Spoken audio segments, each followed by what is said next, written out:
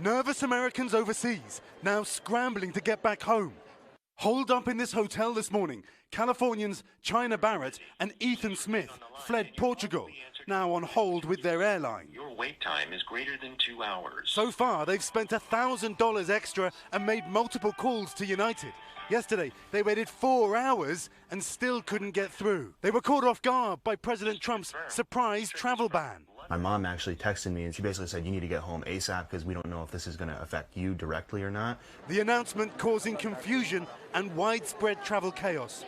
Jay Harrison is from Atlanta. We are nervous that we're not going to be able to get back into the country. Leo Leopoldo and Amanda Mitchell from California. We land and we get bombarded with messages from our families telling us Trump announced this and you can't come back and the end of the world and all that good stuff. So.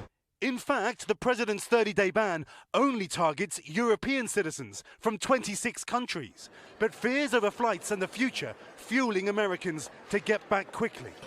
The move condemned by Europe's leaders and undermined by the World Health Organization, who said banning air travel is not an effective way to stop a virus from spreading.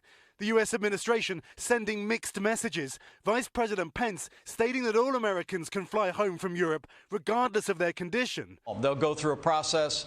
We'll ask them to self-quarantine, but they can all come home. President Trump appearing to contradict that just hours later. That if an American's coming back or anybody's coming back, we're testing. We have a tremendous testing setup. We're not putting them on planes if it shows positive. For Americans, dream vacations in Europe becoming a nightmare. Invested a lot, thousands of dollars. We definitely lost a few thousand. Yeah. China and Ethan feel abandoned. I mean, we were hoping that, the government would take more concern about this, that airlines would make more of an effort. There's no knowing, okay, so if we do get back to the U.S., then what happens? How do we go into quarantine because we've been traveling around Europe? Do we go home?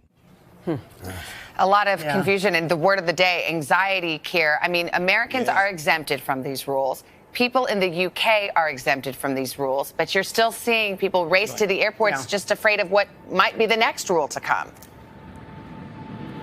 Hey, Savannah, that's right, and you can hear another plane just taking off behind me here, just underscoring the fact that these planes are still flying. And you're right. I think it's important to just reassure families who have loved ones here in Europe that there is not a ban on American citizens getting back to the United States. This 30-day ban only applies to European citizens. But, Savannah, the very fact that I have to say that just underscores what Americans have been telling me, which is that it's hard enough to face the fear of the coronavirus.